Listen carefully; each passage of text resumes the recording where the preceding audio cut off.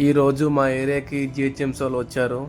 ఎంత చెప్పినా కూడా వినట్లేదు. లోపలికి ఉన్నా సరే తీసేయాలి షెడ్ అని చెప్పి షెడ్ మొత్తం పడగొడుతురు. ఎంత రిక్వెస్ట్ చేసినా అస్సలు వినట్లేరు. ఇంకా మొత్తానికి మన రైస్ షాప్ దగ్గర షెడ్ కూడా లోపలికి ఉంది. అమ్మవారి టెంపుల్ సైడ్కి లోపలికి ఉన్నా కూడా ఎంత చెప్పినా వినకుండా మన రైస్ షాప్ షెడ్ కూడా తీసేస్తారు. ఎంత రిక్వెస్ట్ చేసినా అస్సలు వినట్లేరు. తీసేయాలంటే తీసేయాలి, గవర్నమెంట్ ఆర్డర్ ఇది, ఎవరి మాట వినమని చెప్పి మొత్తానికి మన రైస్ షాప్ దగ్గరికి వచ్చారు. ఇదే మన రైస్ షాపు. షాపు దగ్గర షెడ్ మొత్తం తీసేస్తారు. టెంపుల్కి లోపలికి ఉన్నా సరే వినట్లేరు. మొత్తం తీసి పలగొట్టేసారు మొత్తము. ఈరోజు షాప్ కూడా కంప్లీట్గా క్లోజ్ ఉండే ఈరోజు. మొత్తం తీసి పడేసారు. అయిపోయింది, మొత్తం గుంజి పడేసారు మొత్తానికి. వాళ్ళు ఎంత రిక్వెస్ట్ చేసినా కూడా వినలేదు.